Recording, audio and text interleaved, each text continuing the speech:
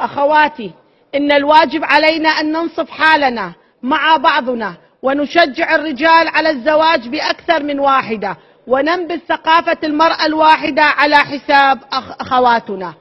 وإن من دواعي مسؤولياتنا أن نلتفت لعلاج هذه الظاهرة الخطيرة التي إذا ما عولجت سوف تؤدي إلى طعن كرامتها، وهذا ما لا نرضاه لأخواتنا وبناتنا. ولنطلق شعار: نقبل بعضنا شريكات من أجل صون كرامة المرأة.